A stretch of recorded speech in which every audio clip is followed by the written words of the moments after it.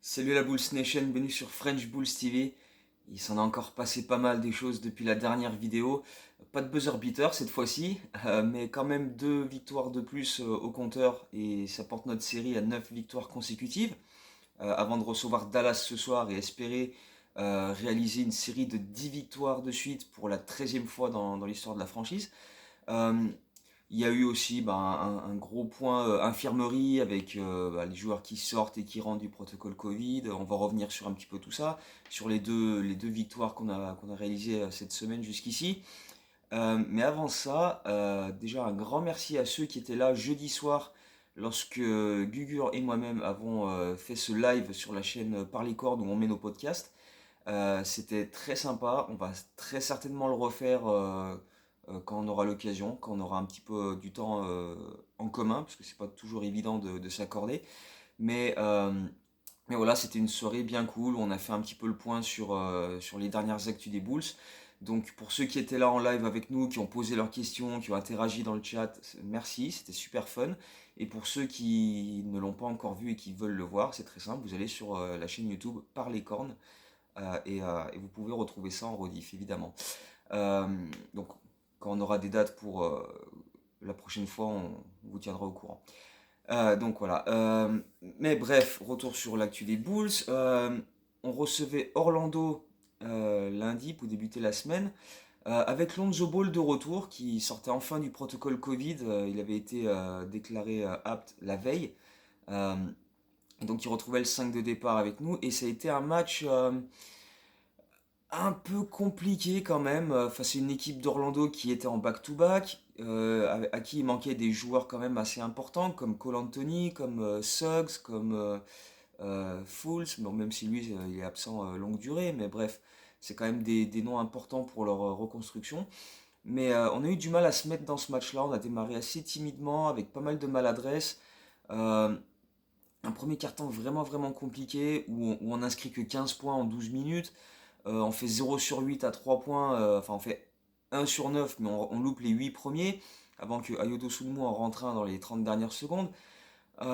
Et défensivement, on a eu beaucoup de mal parce que il y a notamment 2 joueurs du côté d'Orlando qui étaient extrêmement actifs, qui arrêtaient pas de combiner ensemble, on avait du mal à les suivre. C'est Wendell Carter Jr.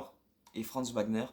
Les deux, voilà, pick and roll, pass et va, on a eu beaucoup de mal euh, en- voilà, avec DeRozan et Vucevic qui défendaient sur eux, ça a été très compliqué, ça allait trop vite, il y avait trop de mouvements, c'était vraiment laborieux. Et nous, offensivement, en plus, on n'était pas en rythme, on avait vraiment du mal à mettre quelque chose en place, donc ça a été une entame très compliquée. Ça s'est euh, ça, s- ça s'est propagé sur la suite du match, en fait, parce que même dans le deuxième quart-temps, on a essayé, enfin, on a proposé un jeu offensif un petit peu plus fluide, on a obtenu quelques transitions par-ci par-là, mais globalement, enfin, dans l'ensemble, ça restait encore un petit peu difficile. Tu avais l'impression que voilà, c'était vraiment par séquence, et puis tu as d'autres moments où on était en panne sèche, on rentrait rien. Euh, on a la chance aussi qu'Orlando n'ait pas beaucoup de réussite non plus, ils ont beaucoup précipité de shoot. Il y en a d'autres où c'est nous qui avons réussi à les faire déjouer un petit peu avec quelques mains actives. Mais au final, voilà, on arrive à la mi-temps où on mène 45-40, donc tu te dis, c'est quand même très très peu en termes de scoring et d'adresse sur ce match-là, hein. Tu as l'impression que le premier à 90 points, il va gagner le match.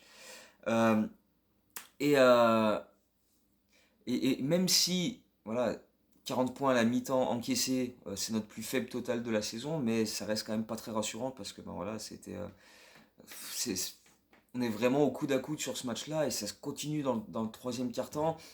C'est encore pareil. Euh, Même si on arrive à mettre un petit peu plus de pression défensive et que encore une fois Zach LaVine met quelques bons paniers, que ce soit à 3 points ou en transition, Orlando répond, prend quelques bons rebonds et Wagner est intenable en pénétration.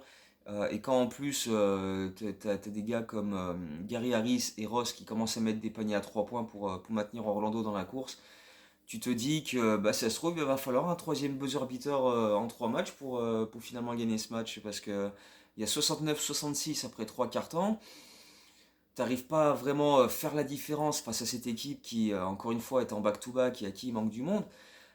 C'est vraiment laborieux, on manque d'adresse extérieure. Lonzo Ball sur ce match-là, il fait 1 sur 7 à 3 points. Enfin, c'est pas le seul, voilà. Dans l'ensemble, on a vraiment, vraiment galéré à produire quelque chose sur plusieurs possessions, plusieurs minutes où on était vraiment dominant. Et puis finalement, ben, comme on l'a fait déjà pas mal de fois cette saison, dans les quatrièmes cartons, on trouve un petit peu plus de solutions. On arrive à créer quelques stops défensifs à droite à gauche. Il y a Wendell Carter Jr. qui est parfaitement servi, un super système pour le démarquer. Il est tout seul dans le corner. Et s'il met ce panier à 3 points, il égalise à 90 partout, mais il le loupe. Et derrière, DeRozan réussit un mid-range. Zach LaVine rentre un panier à 3 points et Kobe White met un super shoot en déséquilibre. Et là, tu te dis, ça y est, on a fait la diff. On a créé ce fameux écart qu'on voulait et maintenant on peut gérer. Et non, parce qu'Orlando a été extrêmement, extrêmement combatif tout le long. Et encore une fois, Wagner a été mais intenable. Son match a été vraiment, vraiment incroyable. Et, euh, et voilà, en plus de faire des prises à deux pour provoquer des erreurs chez nous, on a perdu quelques ballons un peu bêtement avec des passes précipitées, etc. Et derrière, voilà, on fait quelques erreurs bêtes. Il y a Lonzo Ball qui fait une faute sur un shoot à 3 points de Wagner qui obtient 3 lancers francs. Il met les 3 et il permet à Orlando de revenir à 2 points seulement avec 20 secondes au chrono. Donc tu te dis, bon bah ouais, on se rapproche de plus en plus du buzzer beater. Au final, Zach LaVine met 2 lancers francs, Ross en met 2 de l'autre côté, et puis c'est DeRozan qui bénéficie d'une faute flagrante où il était seul sous le cercle et il y a un retour défensif de Wagner pour l'empêcher de marquer et il l'attrape un peu au niveau du cou, donc c'est involontaire, mais voilà, ça reste dans les règles une faute flagrante. Donc DeRozan obtient plusieurs lancers et même s'il en loupe quelques-uns, ce qui aurait été un petit peu inhabituel pour lui, il permet quand même d'assurer la victoire. On s'impose finalement de 4 petits points, 102 à 98, avec donc DeRozan qui inscrit 29 points à 11 sur 24, mais surtout 7 sur 13 au lancer franc. Et c'est assez inhabituel de sa part. Et d'ailleurs, il est resté après le match pour en shooter encore sur le parquet euh, avant de repartir, quoi. Selon les sources, certains médias disaient qu'il en a pris 200, d'autres qui ont dit 250.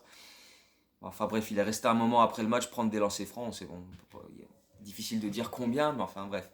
Voilà, le but c'est quand même de dire que voilà, il a quand même, il était tellement vénère d'avoir fait un soir très moyen en lancer franc pour lui, parce qu'il est à 88-89% en lancer franc sur la saison, et même de manière globale, ça a toujours été un très bon shooter au lancer.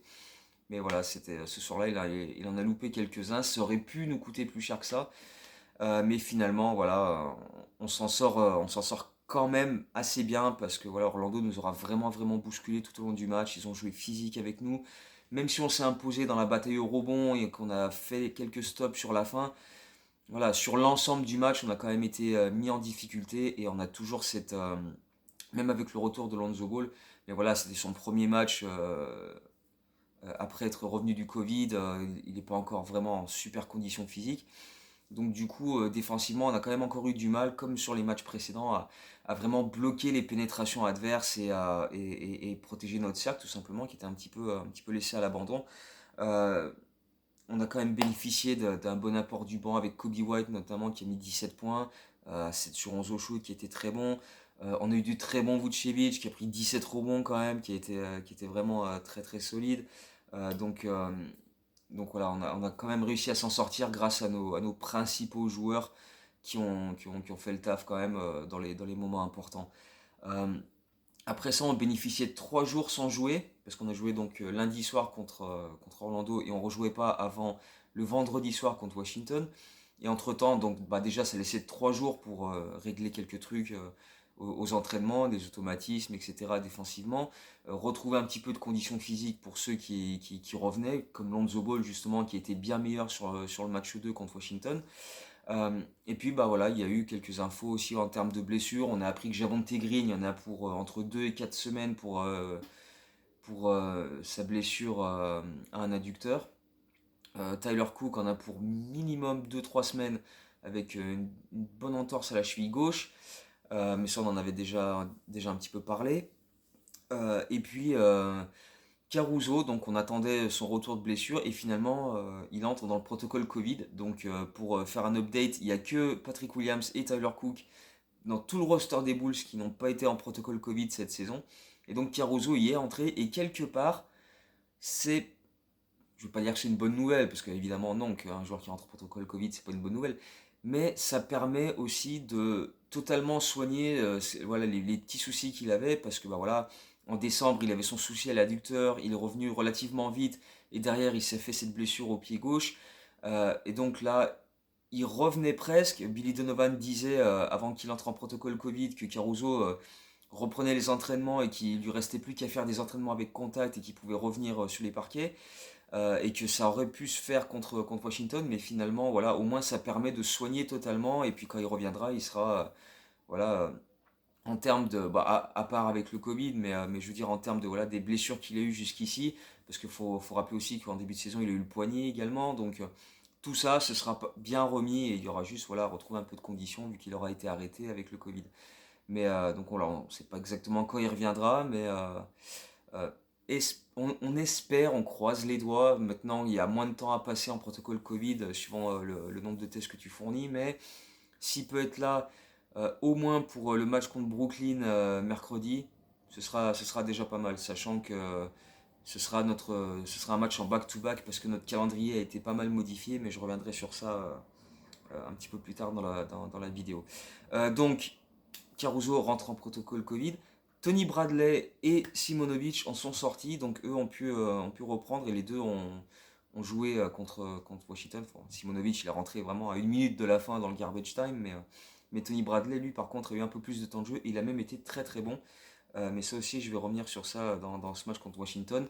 Euh, un match contre Washington qui était un peu comme contre Orlando, un peu laborieux au départ, pas mal de maladresse, des airballs, des shoots précipités, des Rosanne qui arrosent et qui a passé d'ailleurs une soirée globalement moyenne pour lui, hein, donc on a eu un petit peu de mal à se mettre en rythme, sauf que cette fois-ci on a rentré nos 3 points, notamment Lonzo Ball qui rentre ses 2 premiers shoots. Derrière on bénéficie d'une grosse adresse extérieure qui permet un petit peu de sauver les meubles entre guillemets, parce que voilà, t'as Ayo qui en rentre un, Troy Brown qui sort du banc qui en rentre également, Kobe White aussi. Euh, et c'est un petit peu comme ça qu'on arrive à, à prendre les devants dans ce match-là. On mène 37-32 après un premier quart-temps où on a quand même été encore une fois bien exposé sur notre incapacité à bloquer les drives adverses et protéger notre cercle.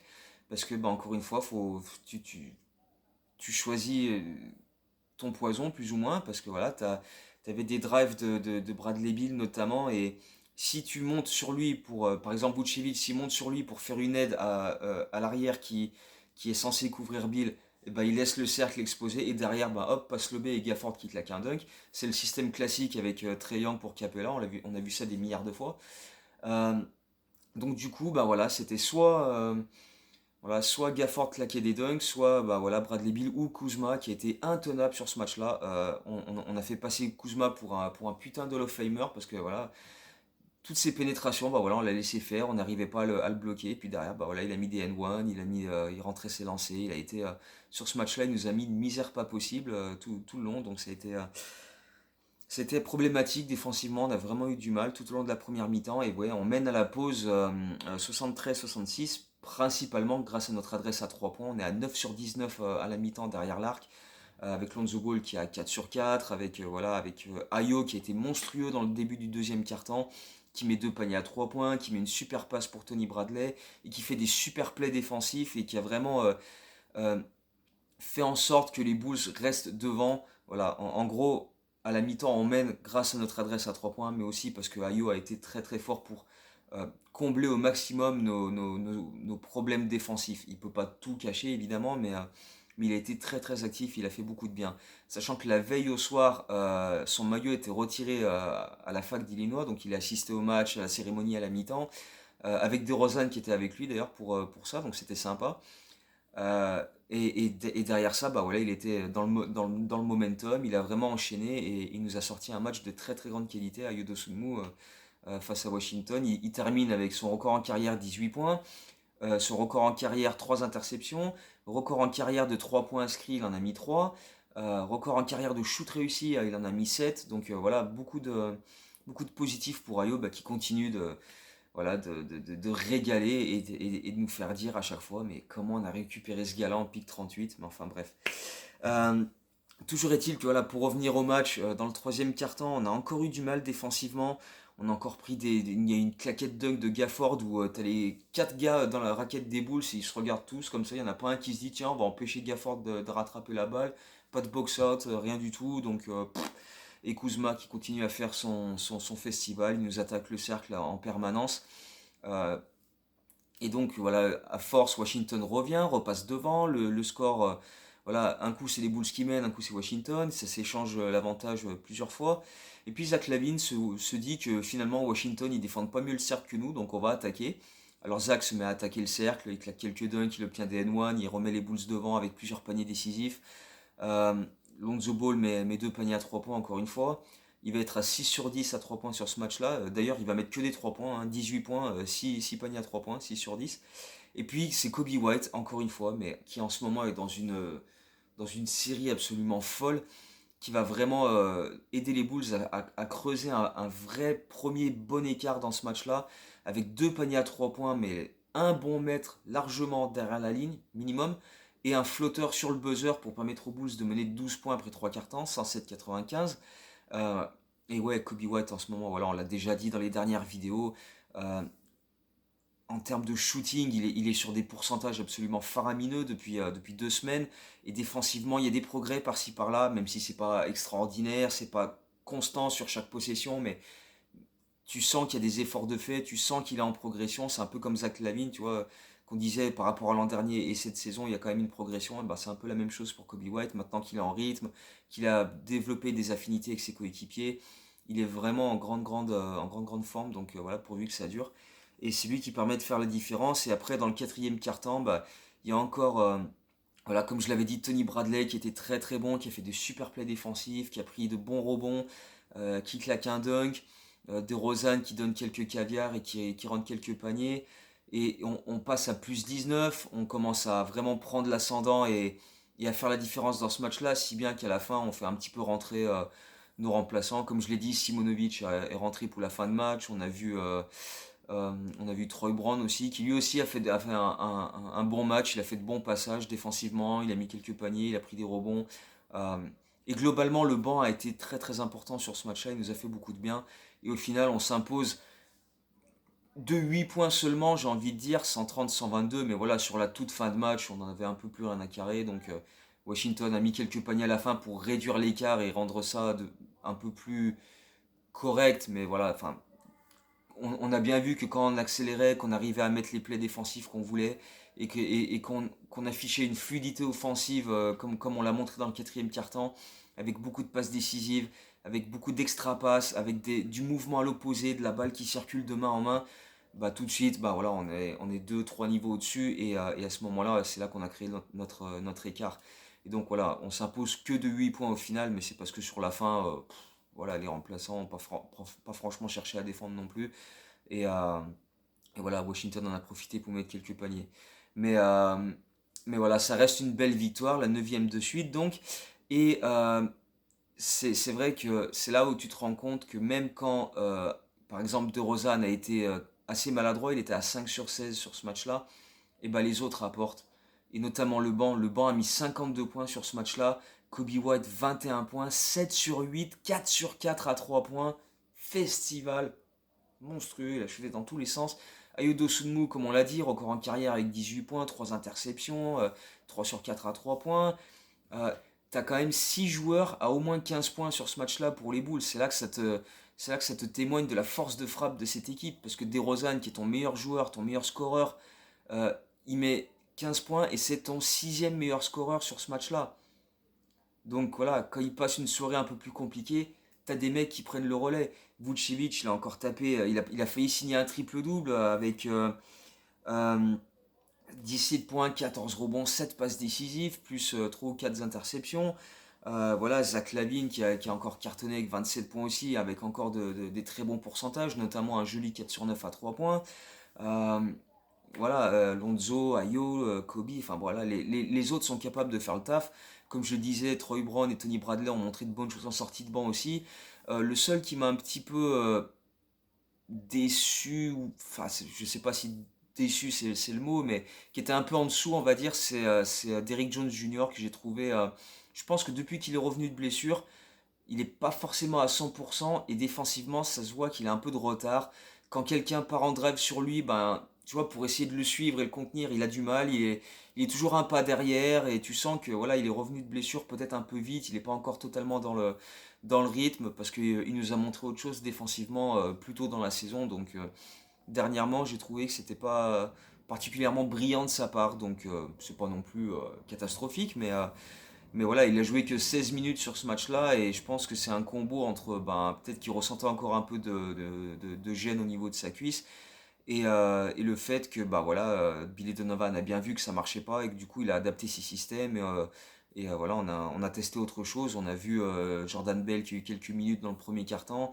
On a vu voilà, des 5 un peu plus small ball aussi avec des Rosanne en 4 par moment aussi. Donc voilà, c'était de l'adaptation. Mais voilà, globalement, dans l'ensemble, voilà, à part que Derrick Jones Jr. était un peu en dessous de ce qu'il montre d'habitude, le reste a été très très performant et c'était vraiment un match très très agréable sur la fin où, voilà, encore une fois, quand on joue de cette manière-là, comme on l'a montré dans fin du troisième et dans le quatrième quart-temps où offensivement c'est fluide, il y a de l'adresse, on trouve des shoots ouverts, on est capable de vraiment faire circuler la balle, de poser les actions.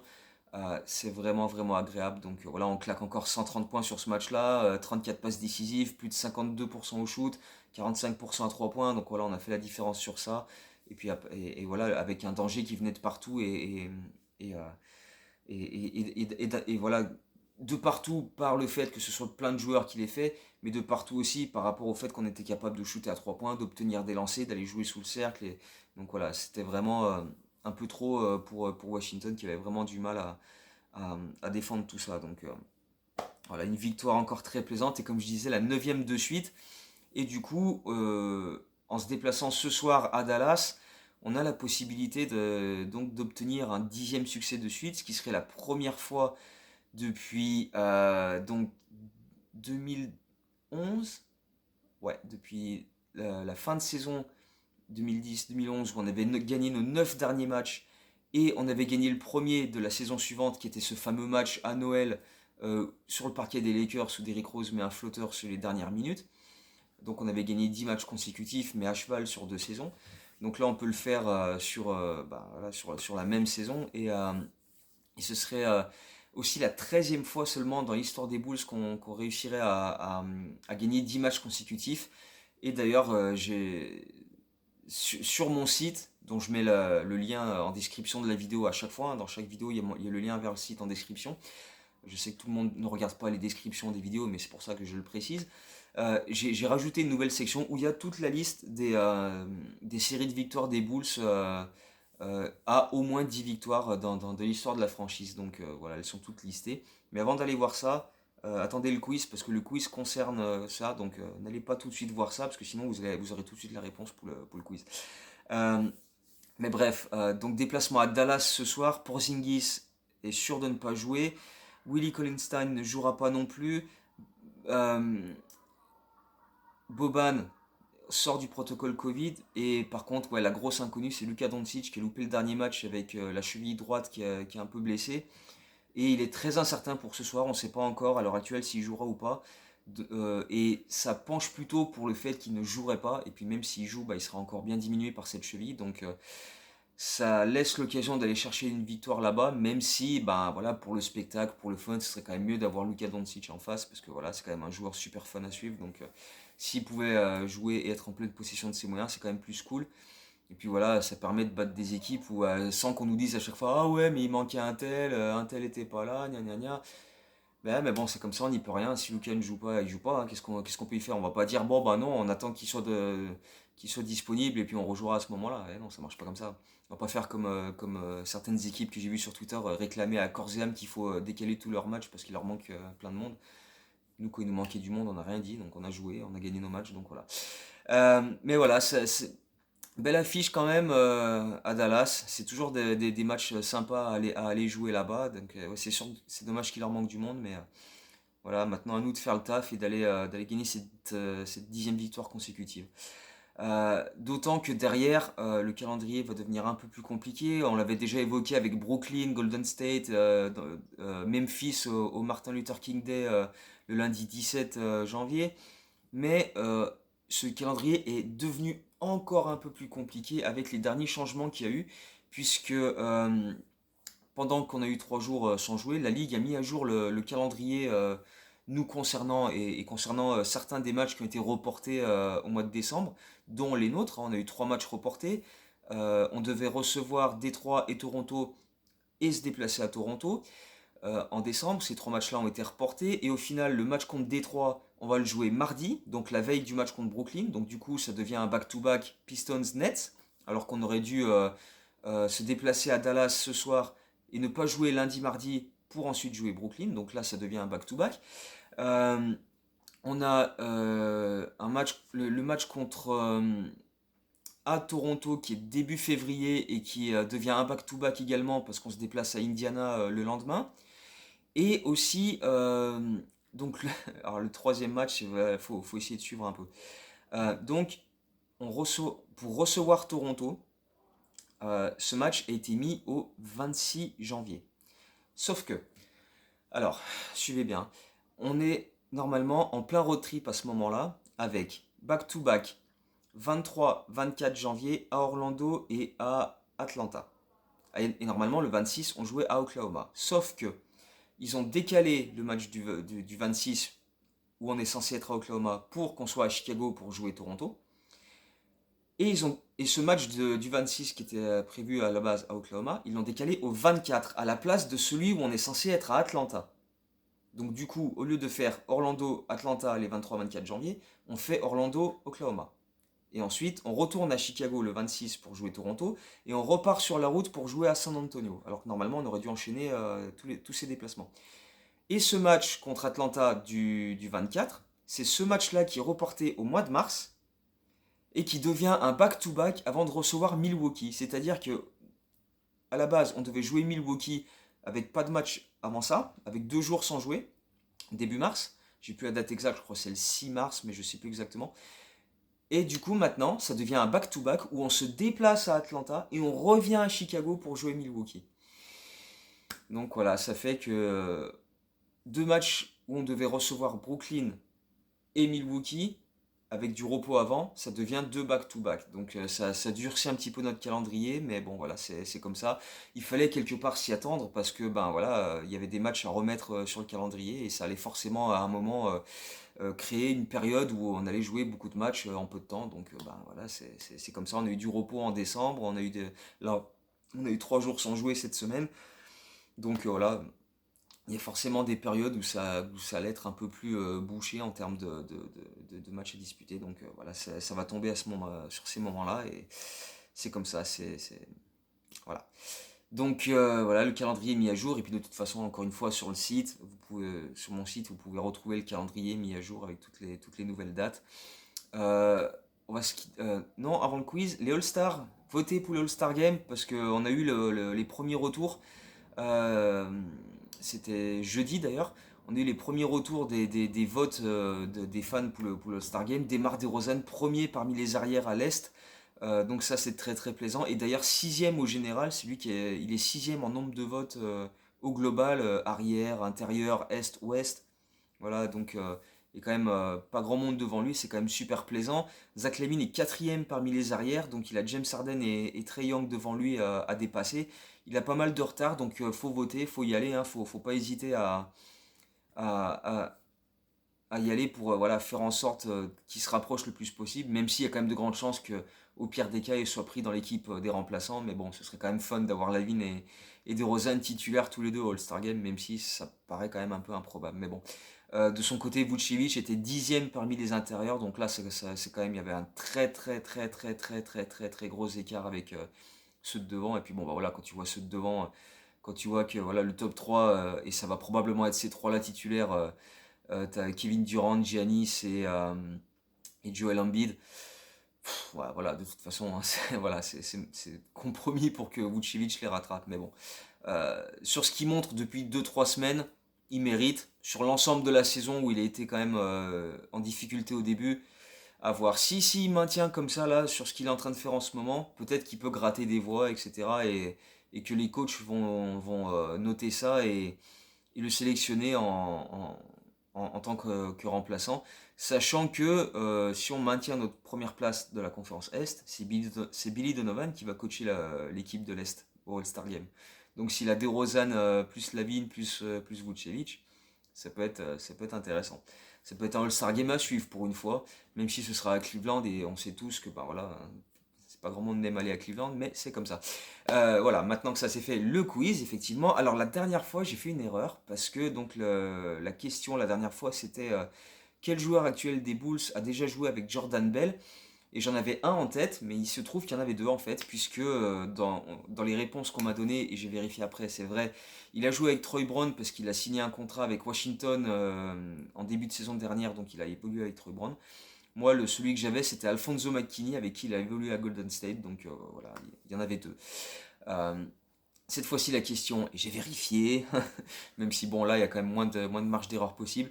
Euh, Comme on parlait des séries de victoires dans l'histoire des Bulls, de, quelle est la plus longue série de victoires, tout simplement, dans l'histoire des Chicago Bulls? Voilà, il y en a. Bon, c'est pas très compliqué, on sait que c'est dans la période Jordan et que ça concerne une saison en particulier.